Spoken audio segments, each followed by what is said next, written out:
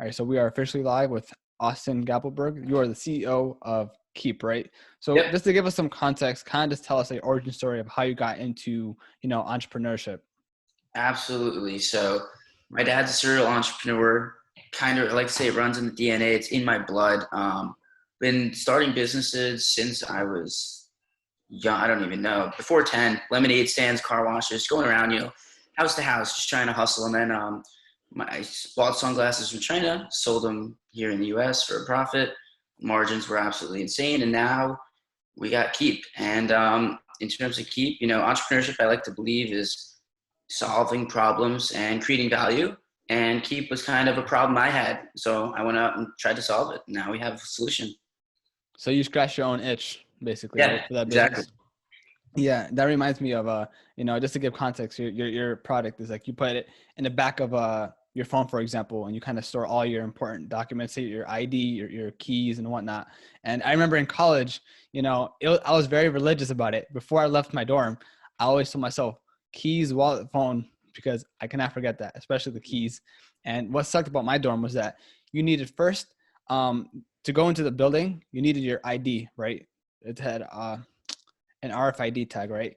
And then Yep. to get to your actual room, you need the key. So you need two things. And it kind of sucked because if you lose one, then you're screwed.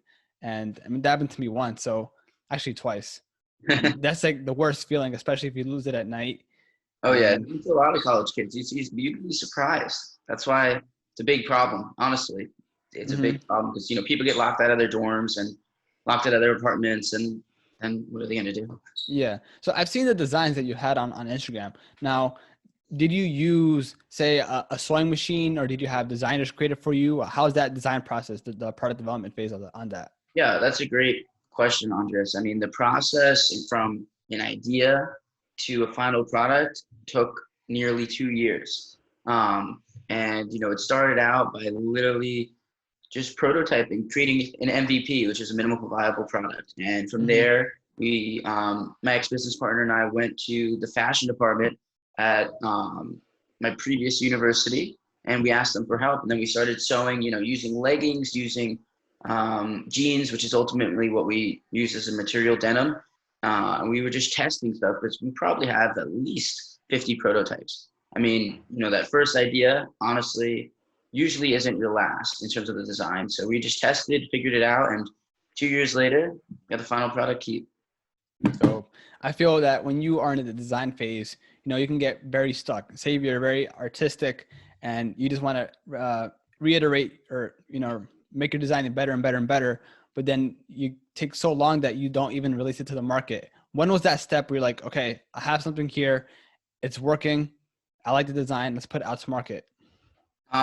So unfortunately, COVID happened in between that decision-making phase. I mean, we had a final product ready last almost a year ago, and Hmm. I started working with a manufacturer, and we were ready. I was expecting to get product delivered end of March, and if you remember, end of March, that's when COVID started Hmm. getting really bad. So he got shut down, and it took me 7 months to get my product from when I paid him. The Oh, idea was 30 to 45 days delivery date. So for me, during that period, it was just a lot of market research and getting ready to go to market. And we just launched about a month and a half ago. September 20th was the launch date. So okay. I feel that one of the trickiest things is that when you are going to get something from a supplier or manufacturer, especially a custom product, and they ask for a really high minimum order quantity, that sometimes they can like charge you a lot of money. So sometimes it's better to create the product yourself. I know you mentioned you had the minimum viable product. So maybe you had maybe 10 units. And if that were the case, if you had, say, 10 units, did you test that out in the market? Like, did you run Facebook ads and did you see traction? And then from there, you hit up the supplier to make a lot more. yeah, I think where you're getting at is making sure, that validating the problem before you go out and spend thousands of dollars on Yeah. manufacturing. And that's basically how we built Keyp. We went out to college students because they're the problem owners, just like myself, and we made sure that the design and that we were working on was what they wanted. And a couple things they said when we were going around interviewing. I mean, we probably interviewed a couple hundred students at the University of Delaware, and what they told us was slim and not bulky and secure. So that we made it as slim as possible and the snap button makes it secure. And that's actually, you know, the unique thing about Keyp is it closes shut, so nothing can ever fall out. Yeah, I think, getting feedback directly from your customers is really important. Did you read that book? It's not called MVP, but it's by Reese something. But it had to do with the MVP method, where you just have a minimal viable product instead of having a fully functional operation and wasting all this money just in case something does not work. I think it's called the Lean Startup, actually. Yeah. Yep. Yeah, that's right. I think you were going. I read that one.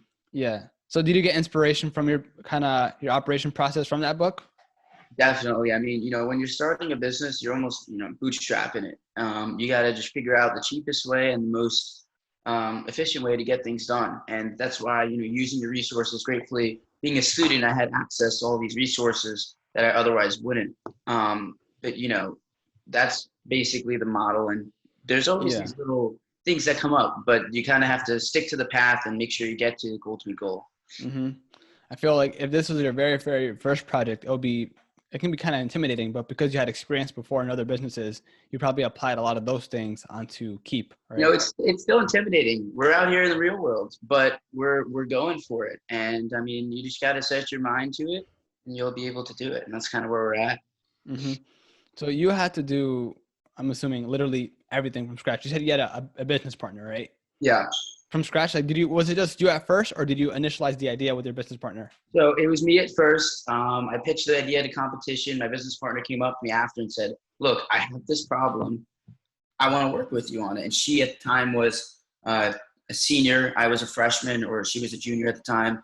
And, I was very young, very looking for help. And honestly, I said, sure, let's sit down. We sat down the next day and we started working on it. And we split, recently, 6 months ago before the business launch.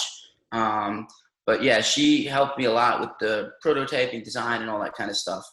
Okay. Well, you say you guys split, so now it's just you? Yep. Now I'm a solo dolo CEO. I need to ask this because, sometimes people have their own businesses and have business partners and, maybe their business partner gets dismotivated, but yet in the very beginning, maybe they had a contract or a verbal agreement that you're going to get 10% of the company, for example. How do you guys kind of handle that situation? If someone were to leave, do they still get equity in the business or what? So I don't want to, get into the specifics of that kind of stuff, but in simplest terms, it was a buyout agreement. And at this point, she doesn't own anything in the business. Okay. Yeah. I just wanted to touch on that a little bit because it's always tricky with that stuff.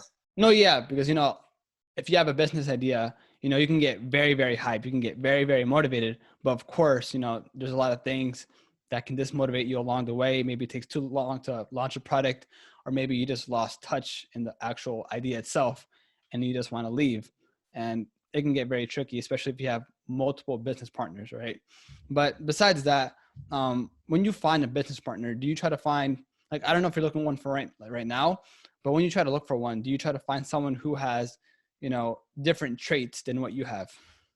Yeah, I think, when you're looking for a business partner, when you're looking for a team, and something I've learned recently is your team is you. I'm hiring teammates here and there, trying to get some other stuff done that I can't handle. And it's a matter of, honestly, my biggest thing when working with people is, do you vibe with them? Because if you don't vibe with them, you're really not going to be able to make it work. But you can teach someone something. You can teach them how to do it. So my most important thing is the vibe. And of course, them having skills that aren't necessarily the same as yours is definitely a key too, because then you guys can complement each other, get different stuff done, and, build each other up. Yeah, I think that if you have the same exact ideas, there's going to be some conflict. But if you kind of work on different things and you have different skill sets, then you can work in harmony. So it's better to have someone who has a different skill set than you. So what's your biggest challenge right now? Because there's a lot of things you got to do. The social media marketing, branding, manufacturing, what's the biggest challenge right now? So the biggest challenge, and so when starting a business, it's really figuring out what traction channel works, right? There's different traction channels, and I'm honestly just testing to figure out who's most passionate about the product Keyp and where do they spend most of their time. And what I'm learning, I see the market as college kids. Honestly, anyone 16 to 30 is kind of what I'm thinking right now, younger demographic. And where do they spend most of their time? On social media. So I hired a content team. We're working together, trying to create great creatives. And then, the next step from there, Facebook, Instagram ads, and starting to do some paid traffic. But we're also, on a different angle, we're working with some sororities on the Tampa campus, and we're kind of printing their logo on here. So my flashlight just turned on. But you could turn. The cool thing about Keyp, since it's denim, you can print any logo on here. So I kind of like to think of this as a blank canvas. So we're working with some sororities, and that's going really well. It's really just figuring out, the challenge right now is figuring out what works the best for this product and this brand Keyp. And, Keyp is the product, but my vision is to create a brand, Keyp, around denim products. And, denim's kind of a unique angle and unique approach. And the idea is create denim fashionable, but also problem solving and functional products. Okay. So you want to create a functional product that's also stylish, right?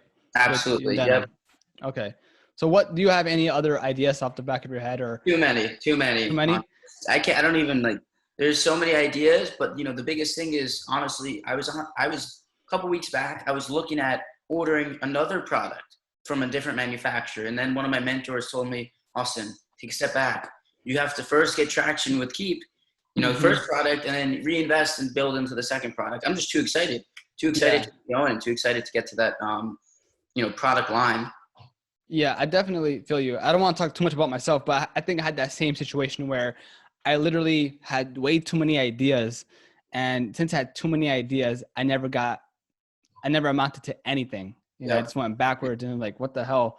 And it sucks because you have all these great ideas and you're so passionate about them, but you can't do everything at the same time. And I think the fact is, you have to just work on one thing, wait for it to be established, and then you can work on the different business model that you maybe want to do, or you can even expand vertically with your own business that you have already. Do you have that same persona where you have so many ideas? The same thing happened to me. Like, go back a year ago, and I was working on 2 other businesses and Keyp, and I was juggling, and I realized this just doesn't work, because if you don't dedicate 100% of your time, 100% of your focus, and 100% of your energy towards one thing, you might get 60% here, 20% there, but it's not going to get you to your ultimate goal. Yeah. So it's really important to focus, and that's a great point. Focus on one thing so you get to where you're trying to go. Yeah. Wait, so I know you said that you created Keyp because you lost your keys and you kind of scratched your own itch. Now, talking about the fashion side of things, do you have a passion for looks, fashion, etc.? I love luxury brands. I love clothing. I love dressing up. And I think that's kind of where, I'm going to kind of be the face behind Keyp, in the sense that Keyp is going to represent me. It's going to be a lifestyle. It's not just going to be a product. It's going to be, you're at the beach with Keyp. I don't skate, but you're skating with your Keyp, and you're kind of going about your daily things. And fashion for me has always been fun. And I kind of want to incorporate that into the problem solving products. Mm-hmm. So right now your site is just a one product shop, right? One parted meaning? No, one product shop. Oh yeah. You said you had many ideas. Okay. Cause you have many ideas, but you said your mentor told you just to focus on one thing, right? Yep. Wait, when did you get your mentor? So this is just one. I've had a bunch of mentors, and I still have a bunch. This one is from the University of Tampa. It runs the Entrepreneurship Accelerator, which I'm involved in. And, we meet every couple of weeks and just chat, and it's kind of good. Another thing is talking to people is so important, because you get in your own head and you really can't think straight. And when you kind of talk out loud, you understand a little bit more about what you're thinking and what you're saying. So I've had him I met him less than 2 months ago, but he gave some great advice right there. Yeah. I think having a mentor, especially, towards the end of my college experience in Boston, they did have a kind of like an accelerator or incubator program for entrepreneurs. And I think that if anyone has that program in their school, they should definitely use that to their advantage, because you can get a lot of good added resources, sometimes even capital, for example. And I know that in some of these programs, say if you're like an engineer, or there's like a business, like say your business school can get involved too, and, help you with the finances and the model. So definitely use that as a resource if your college has that incubator program. Yeah, absolutely. It's fun, and you get to meet, because, there's not that many people trying to do what you're doing on the college campus, and it kind of brings them all together. And then you can kind of get towards that mastermind alliance where you're thinking the same way, you're trying to get to this similar goals, and you can all help each other. For sure. I think just bouncing ideas off other entrepreneurs, just hearing what they're doing, even if it's a different industry, you can still get some key insights onto your business model. Now, how does your day look like? I mean, apart from you working on your personal brand, what do you do for Keyp? Do you run the Facebook ads? Do you work on a lot of the social media content? How does your So day look like? yeah, I mean, we're just trying to figure out the structure right now. There's not necessarily a direct structure, but Mm-hmm. for instance, I just hired an intern that's going to be running my social media. What I'm learning is, like I said, I can't do everything. So I got to focus on what I'm good at. And running the social media is not necessarily one of my strengths. Mm-hmm. And I'm actually also hiring an agency to run my Facebook and Instagram ads because I know that there's a learning curve, and I've ran ads in the past, but I know there's a learning curve with anything. And even if you're good, it's sometimes worth paying to play where you can get those results quicker.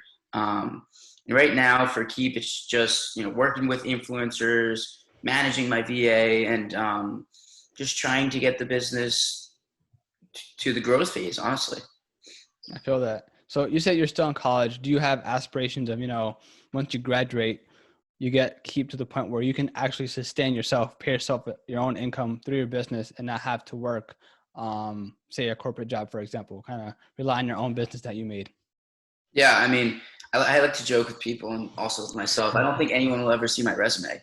I think that I'm going to be the only person. I haven't edited it. I mean, this is probably bad, but I haven't edited it in 2 years because, I run my family business during the summer. I run my own business all year. And it's not what I think is going to happen. What's going to happen is when I graduate, Keyp's going to be a monster brand, and we're going to, have a great customer base and a community. And that's another important thing about building a brand is building that community and really taking passion to your customers because the goal, you're trying to help them. It's a problem solving product. You're trying to help them and make their lives easier. And my aspirations to grow Keyp, I don't think Keyp's going to be my last business. I think it's really the first of my early days of my journey. Mm-hmm. Now, I love talking about branding because there's so many variables to it. And I think if you build a brand, your business can just be there in the market for a very, very long time. Whereas if you just focus on transactions and conversions, yes, you can make money in the short term, but in the long term, you might not be so sustainable, right? Now, what do you do to create a community? Because nowadays we're in COVID and you can't really do any events, any conferences.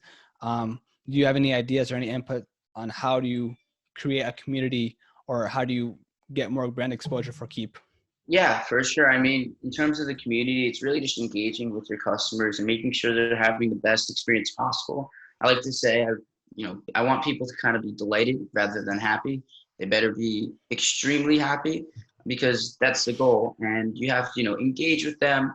You have to kind of, something I want to do, and I haven't implemented it yet, but, we're starting to work with some ambassadors at different university campuses. And what I want to do is bring on an ambassador once or twice a week to kind of talk about their experiences with Keyp and, maybe even bring in a guest, a Keyp customer to kind of talk about what they like about Keyp and honestly what there is to improve because I know that Keyp's not perfect.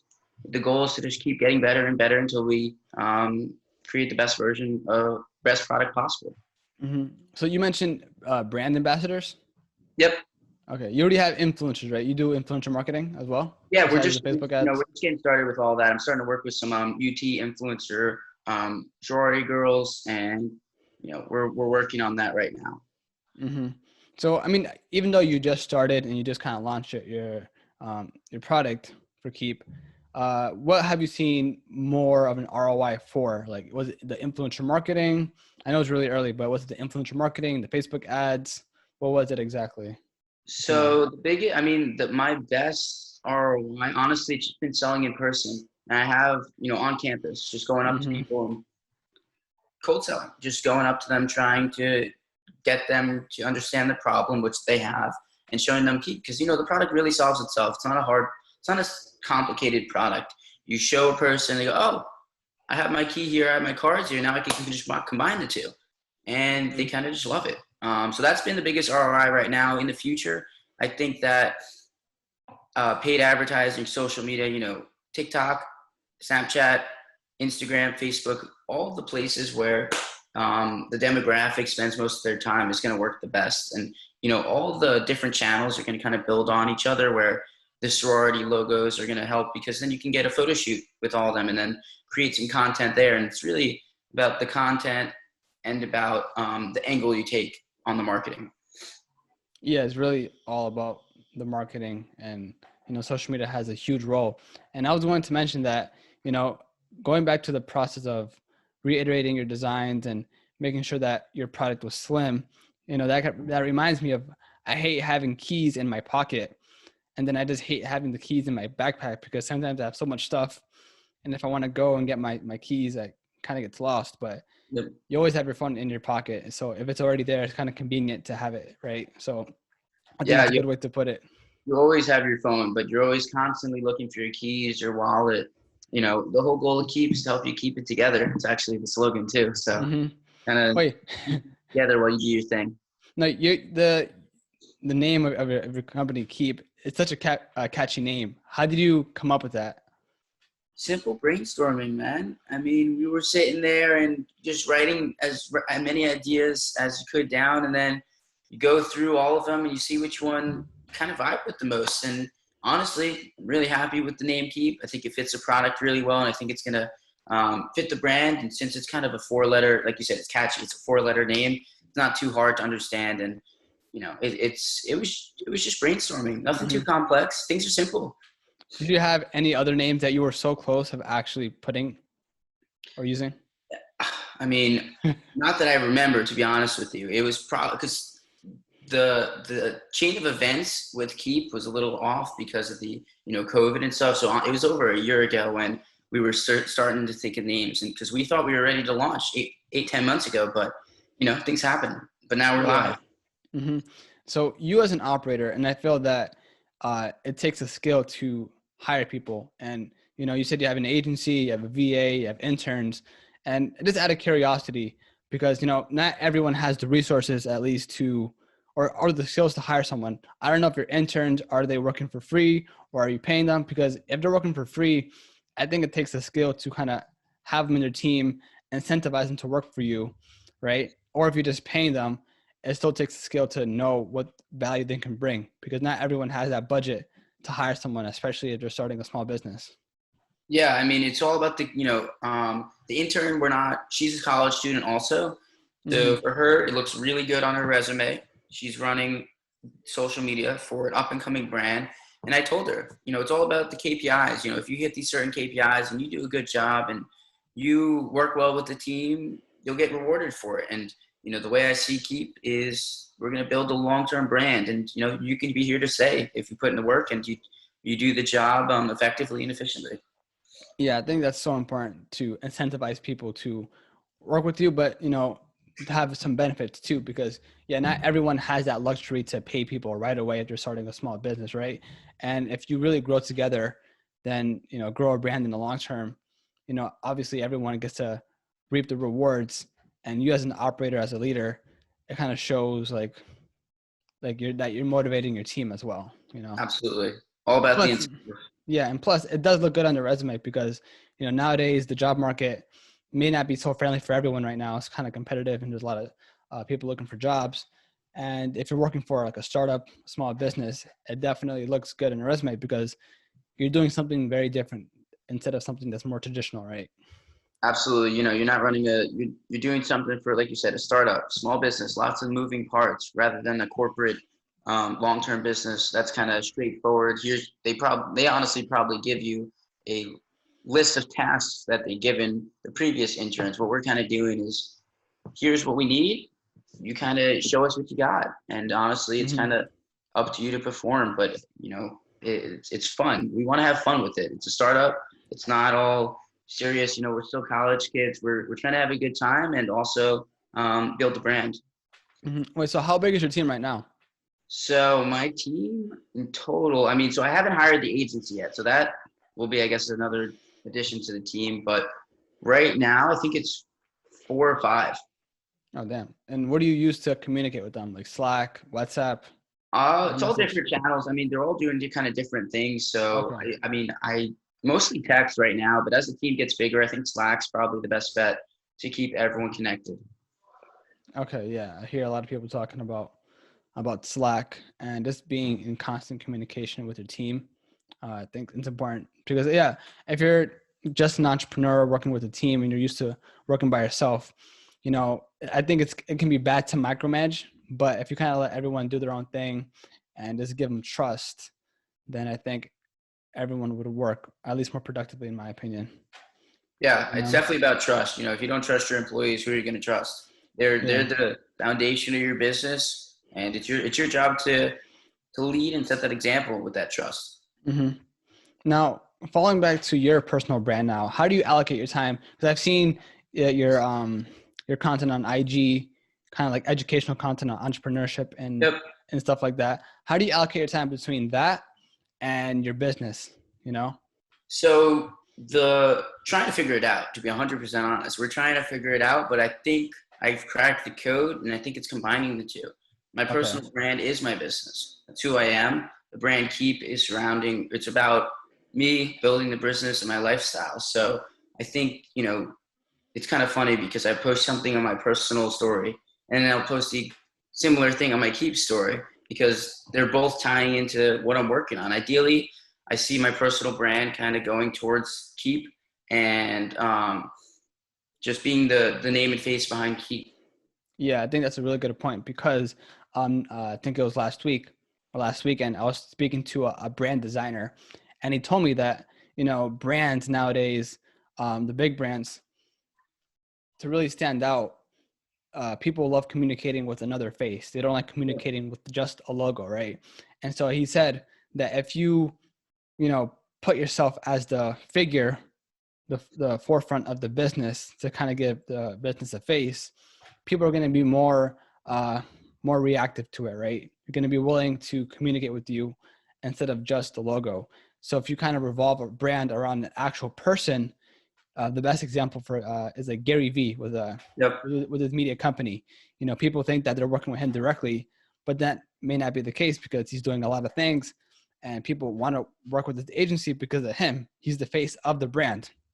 Another analogy was Tesla and Elon Musk. He said that with one tweet, Elon Musk can literally affect the sales or the stock price of Tesla itself. That's how Yep. much power he has within his personal brand and his companies, obviously. And he said it's really important nowadays to have a brand that's revolved around a person, maybe even a mascot, right? That's kind Yeah. of what you're So doing. people relate to people like themselves, and ideally, my customer is a college student, and so am I. So if they see that I'm just a college student trying to figure it out, just like them, they're gonna support and they're gonna want to connect, and they can kind of relate to me on all Hmm. levels. So when did you kind of start at least being aggressive on your personal branding? Because your content looks very, very professional. When you kind of have the educational content, the the title, and then you have like the sidebar kind of moving along to indicate how Yeah. much time is left. So since you said you were an entrepreneur since you were 10, really young, but when did you go aggressive on your personal brand? Because you said you don't have a resume, but I feel that a personal brand on social media at least is the modern day resume. Yep, 100% agree. I mean, I think that for me, just turned 20. The past 2 years have been absolutely nuts in terms of learning, development, reading. Um, Read, I don't know, 30 books in the past 2 years, and Sheesh. that's pretty solid. I want to get to 50, but that's going to happen soon. I mean, I think that I've kind of gone through these phases where I go so hard and so focused. I actually just entered the new phase today where I'm completely zoning in, going sober. It's time to grow Keep to where I want to get to.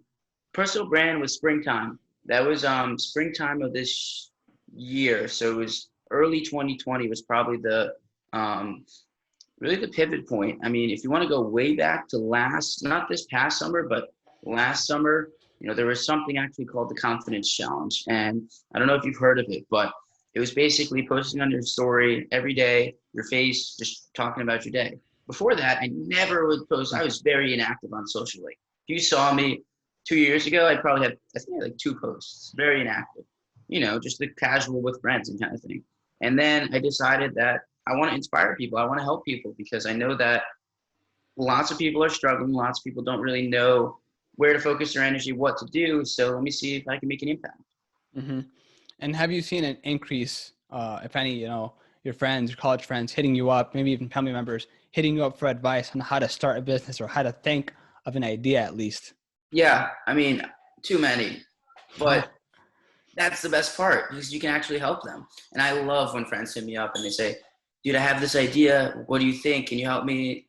And I honestly be honest with them. Either it's not the best or it's a great idea because you kind of have to be honest. Otherwise, if you don't give your real opinion, then they're not going to get to where they want to. And I've met so many from entering myself into this whole entrepreneurship space, creating that personal brand. I've met so many lifelong friends, of course, college friends, but also business friends. So, I go to networking events. I don't know if you've heard of NetCon. I've met many of my best friends from that event, and I've gone to a few now just because they're so educational and they're also fun. And it's Mm-hmm. really about getting yourself out there, talking to as many people, and like you said, just helping the people that are asking for the help. Yeah. So on a personal level, like you said, you read a lot of books. You said 30 books the past 2 years. Of course, you're working on your personal branding, you're working on Keyp. I don't know if you have any other side hustles through there, but since you're in college, do you have kind of like a social life, or do you kind of just focusing on yourself and working on the business all day, every day? Yeah, that's a great question, Andres. I mean, to be honest with you, back when I transferred school, so now I'm at the University of Tampa. Previously at the University of Delaware, this is my first semester at Tampa. Mm-hmm. Going back to University of Delaware, I had a social life. I wasn't sitting in my room every single day, Mm-hmm. but it was close to it. And really, that's what I learned is, I mean, you don't need to go completely incognito and, just sit in your dark room every day working. But if you really want to achieve your goals, you have to commit 110%. And it's going to take longer than you expect. And you just got to zone in, read. I mean, there was a point in time where I was reading 2 or 3 books a week. And looking back, I still don't know how I did it. These weren't 100-page books. They were 300 minimum. And it's just a matter of zoning in, getting it done, and making sure you have that balance. But to be honest, I don't necessarily believe in balance. I think, the work-life balance, I think it's just life. And you just got to live your life the way you want to do it because this type of stuff makes me happy. As you can tell, you asked me this question, I already raised my voice and fired up. I'm passionate about this stuff, passionate about entrepreneurship, self-development, self-help. And it's really just learning. Mm-hmm. Where did you find like that fire, that inspiration? Because, going back to the initial business idea, if you find a partner, that person can be mad hype and then 3 weeks down the line, they're done. But how do you kind of find that consistent fire within yourself that you want to? My biggest motivation, I'm grateful. My dad is my biggest motivation. I mean, he's a serial entrepreneur. He's got his own business right now. And I see him crushing it. And I go, I got to get there. I got to get there. I got to get there. And I keep, it's just a role model. You have to set your eyes on a goal. You have to consistently interact with people that are above, not necessarily the same level, but above you because they're at where you want to go. And it's just surrounding yourself with the right people, keeping yourself motivated, and making sure you limit the distractions at the same time. Mm-hmm. So from all the books that you read, what are some ones that you kind of recommend really to the audience that they should really read to get started in entrepreneurship or personal development? Yeah, Napoleon Hill. If you have not read Napoleon Hill, I think this is 7 Keys to Success. Think and Grow Rich is probably my favorite book. I'm gonna say it again: Think and Grow Rich, because whatever the mind can conceive, whatever the mind can conceive and believe, it can achieve. That's a quote from that book, and I truly believe it's true because if you set your mind to anything, you will achieve your goals. And another book that really had a positive impact on me was this book called The Power of Habit by Charles Duhigg. And if I pronounce his name wrong, my fault. But that book just teaches you about habits and how your life is really controlled and made up of habits. And if you incorporate the right habits into your life, you're going to get to where you want to. Yeah. Of course, people may not like reading books. They prefer podcasts or YouTube videos. But for some reason, this is only my opinion, but when I read a book, I feel you have to put a lot of time and effort, and it really does resonate a lot more. And as cheesy as it sounds, every time I read, say, a personal development book or a business book, entrepreneurship book, there's something that changes a little bit. You know, you get a new perspective on something, and I think overall you become a lot more wise because you're getting all this knowledge that someone has put for years and years in that one book. It can take them 5-10 years to write that one book, and you can read it in one setting in 1 week, kind of like you did. Yeah, and I mean, I'm not, my reading comprehension is not necessarily the best. So something I did to kind of even take reading to the next level is I highlight as I go through, and go on top of that. After I highlight through the whole book, I go back through the whole book and write notes on all the things I highlighted because, you're probably, I don't know, there's definitely a study on how much you retain from reading, but definitely not 100%. It's probably near like 40%. And it's so important to keep all the knowledge you have really close to you and accessible so that you can always go back to it if you need to. No, yeah, it does really suck because, I read a book, say a 300-page book, and it's crazy, right? And then I go back, I try to remember something from a year ago from that book, and I can't remember a thing. But Yep. if I were to open it and see all the highlights, it kind of comes back to me like that. You know what I mean? Yep. Your subconscious knows your subconscious remembers, just the conscious stuff. Yeah. It just sucks that you kind of forget about it, but once you open that one page with the highlight, you just remember it instantly. You know.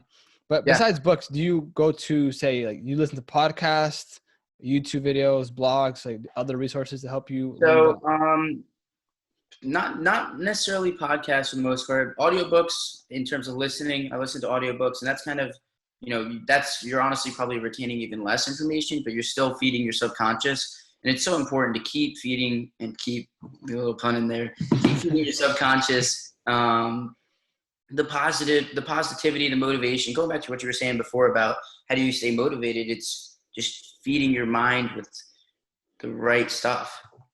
Mm-hmm. And I also feel that, people might not have that fire within them, but they have to find something that they're genuinely passionate about. And I think the only way to do that is to try different things, try different businesses. And yeah, initially, I know we did say focus on one thing, but I think it's fair to say that if you're new to everything, at least the business, start different businesses and see what you like and then kind of stick to that. Yeah. I mean, Keyp wasn't my first business. I think it's my best idea yet, but it's not my first business. And I had to test and figure out what I like and what really resonates me before I got here. Mm-hmm. So I know you said that once you graduate, you say Keyp is going to be a big brand, right? But in the back of your mind, do you have a plan B or a plan C about, graduating and then, getting a job and then, say Keyp is it's a big brand, but not big enough to sustain yourself the way you want to live your lifestyle, right? You can still work that 9 to 5. And then after your 9 to 5, go ham on Keyp. Do you have a plan on that, on what you want to do potentially after college? If that doesn't I love this question because I don't. And maybe that's not a good idea, but I'm 110% committing to make Keyp work. And I know, like I said, if you put your mind to it, you really can accomplish anything. I don't think that everyone should do and to choose the path I'm choosing. Gratefully, I have support behind me from family and stuff. If you don't have that, sometimes you need to sacrifice and get what you need to survive. But we have plan A, we have plan A, and we have plan A. Yeah, I like that. But in terms of school, like, do you still like study a lot, or do you kind of just do it as best as you can to follow along to kind of keep up a little bit? Now you're just getting to the exposing point. Now, school is not my main priority at this point. I believe, and this is my personal opinion, I don't want anyone to get mad at me, but I believe that you go after what you're passionate about. And the reason I think school is great is because it helps people find their passions. I believe I found mine. And for me obviously pass your classes, get by, and still learn. But my opinion is, if I'm writing an essay about cell phone use and why they're not used in society or something like that, I'd rather be working with my influencers trying to build a brand. Mm-hmm. I feel that. Yeah. I mean, that's just me though. No. Yeah. Everyone has their own perspective, their own opinion. And I totally respect that. Maybe it's even a better idea, subject to change, maybe you should kind of not focus on school, but just get along to get good grades to obviously stay within touch. Of course you don't want to fall back a semester and stay in college for another year or so, right? Yep. That would suck. You got to do just enough to kind of stay afloat and focus on your business. Because in reality, I'm not a big fan when people say I don't have enough time. I think is really about setting your priorities straight. I think everyone has enough time to do something, especially in school, because, once you're done with classes, unless you're doing, let's say, an ROTC program or you're a student athlete where you have not a lot of time, of course you have your clubs and whatnot, but I think overall, if you're in college, there is a lot of downtime where you can start other things on the side, right? So there's no excuses really. Absolutely. I mean, if you're waking up at 9 a.m. for your class and you say you don't have enough time, you could have woken up at 7 a.m. You could have woken up at 5 a.m. And you can always make enough. You can always make the time. It's really like you said, what are you prioritizing during your day, and how are you spending your time? Mm-hmm. So how does your day on average kind of look like? So my day has kind of been a jumble, and it's what I've been trying to figure out is the structure, and like I was saying before, the schedule, because it's a new life for me where I have meetings days and nights, and just trying to meetings, school meetings, and all this kind of stuff. So the day I actually just started, like I said today, I'm committing myself, and this is a public announcement to all your viewers. I'm committing myself for the next at least 2 months. Like I said, I'm going to be sober. I'm waking up at 5 a.m. every day, and I'm planning out each of my days. That's something that I've done in the past, haven't been doing it recently, but what I've noticed is planning out your days, reviewing and reflecting your weeks, reviewing and reflecting your months is really a key to success, because if you're not reviewing and reflecting, you're really not going to see what progress you're making. And it's so important to notice the progress, because if you're not, if you don't celebrate your small wins, then what are you really doing it for? You got to celebrate. You have to reward yourself, and seeing that progress fuels your fire, puts gas on the fire, keeps you going. Wait, by being sober, you mean, going out for drinks? Yeah, going out for drinks and stuff. Okay. You feel that kind of hindered your productivity overall? Yeah. I mean, I can attest to it myself, because I'm a college kid and I wanted to have fun. And of course, I love having fun, but I know that that's why I'm not where I'm at. I mean, I shoot for the stars, as you already can tell, but I know that my whole thing is, if I don't fulfill and don't do what I'm capable of, and I know I'm capable of, I'm gonna regret it. And for right now, it's time to just buckle down and get to where I want to go, because the things that I want, I'm gonna get myself there. But the other things that I want, in terms of girlfriends and material things, they're gonna come to me as I develop myself. But first, I need to focus on myself and create that foundation. Yeah, I feel that, getting to your mindset, to your point, is extremely difficult, and it takes a lot of time to get to that really strict mindset of accomplishing your dream, almost being obsessed, right? Now, if anyone is in that same phase or similar to it, and they may have that feeling like I feel really lonely, or maybe I should go out, how do you kind of deal with those feelings if you do have them, where, I'm not saying that you're going to completely quit or finish, but you feel like that you feel lonely and people are looking at you differently. I remember, because this isn't my first little instance where I've completely zoned in. And I remember, last year, Halloween, I wasn't out. I was reading a book, and I was sitting in my, it wasn't a dorm room, but like apartment. And I was watching all the stories of people going out having a blast. I was like, this sucks. But guess what? I hit up one of my friends, and let's talk. You always have to have those foundational friends that you can hit up and say, I want to talk about this, because when you're thinking to yourself, you're in your head, and it's so important to, like I said before, speak out loud, talk to people. My best recommendation, if you're working, you're grinding, but you're kind of missing out on the nightlife or whatever's going on outside your room, just talk to someone that motivated you, watch a video that motivated you. Just remember your why, right? What Simon Sinek says, everything's about your why. And I think it's also important to have some sort of outlet, because I can't speak for everyone, but if you're working for so long and really hard, I think over time, it may not be sustainable, right? And not everyone can do that. So it's important to have some sort of outlet. So for example, it can be, you play a sport, you go to the gym, you swim, maybe you watch a movie every Friday to look forward to, at least kind of have an outlet to kind of get your mind away from things and then go back to that grind. I don't know if you have something similar.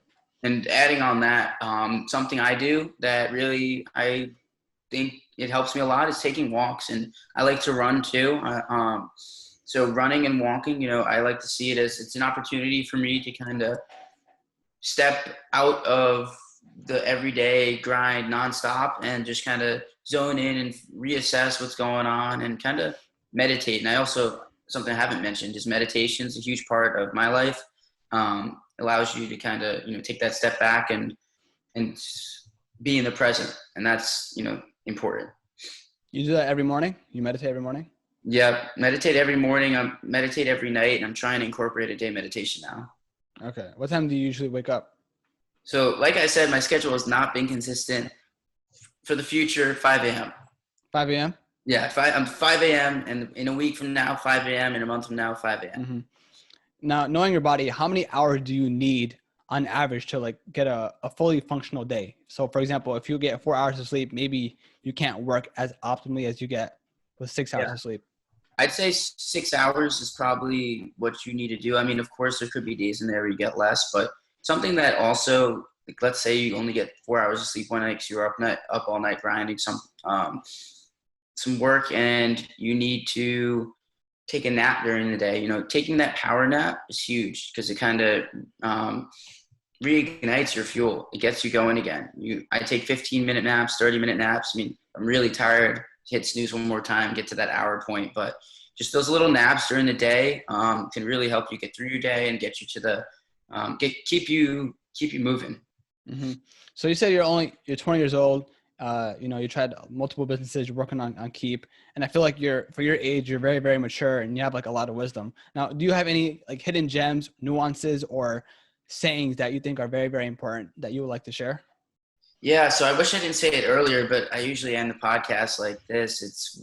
But I'm gonna say it again because I think it's so important. Whatever the mind can conceive and believe, it can achieve. Because we all have that vision, we all have that dream.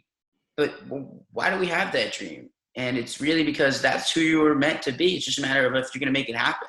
You have that dream because you created that vision. It's your job to really make that vision, or turn that vision and turn that movie inside your head into reality. Mm-hmm. I love that. I mean, I actually didn't finish that book by Napoleon Hill. You should. It's a tough book. I read it twice. It's a tough book, but it's so important. And as you're going, with exercise and stuff, it's just, I don't know. That's like, I'm gonna say it. I love that book. I can't even speak. I love that book. Now, there's some books that you have to read every year. I think, for example, How to Win Friends and Influence People. Yep. Oh, even on the book, it says, make sure you read this every year. Yeah. And it really does. I try to apply some things to it. I can't apply everything, but I definitely see that you become a better person overall, as cheesy as it sounds. Yeah, it's true.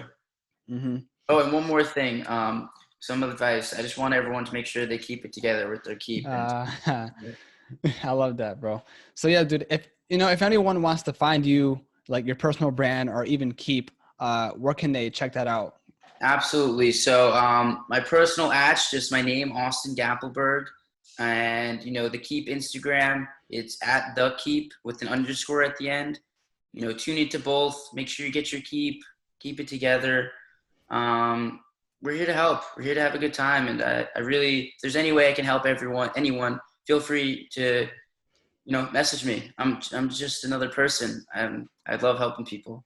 For sure. And I definitely see that in your content. So yeah. I'll add that all in the show notes, including the book by Napoleon Hill, because that's your favorite book. Yeah. Eventually it'll be my own book, but give me a few. Your own book? Yeah. You always say you can make your own book eventually? Yeah. Just like, I keep saying it, but I love helping people, and you can probably hear it in the voice. And if I can write a book and share my journey and share all the failures and help someone not make that same mistake that I did, then that's a win for me. It's a win-win. Mm-hmm. Yeah. I actually just learned this today from another person on the podcast. He said that he published his own book, and on Amazon itself, there's a way that you can publish a book through them. They're actually responsible for supplying the books, but whatever sale they make, of course, they get a commission on it. Maybe it's worth checking out. I don't know. I haven't done my research on it, but I just heard it today. I have a friend that's done that, and honestly, I think really? It's really well, and that's probably what I will do when I get to the point where I feel I'm ready. Yeah, that's pretty dope. Yeah, I mean, writing a book, you can't just do it on one weekend. No, I can only imagine writing a book and then running Keyp and your personal brand. That's going to be a lot of things. Yeah, the book will be kind of during the, Keyp's a multi-7-figure business, and it's kind of got the team running it, and it's, let me write a book and just kind of try to help people and tell them about how I built the brand Keyp. For sure. I think that'll be dope. And once you do that, you got to hit me up so I can just share it. All Yeah, right, Austin. absolutely. So yeah, bro, it's a pleasure talking to you, dude. I really do appreciate it. All right, Andres, keep it together, man. Thanks, bro.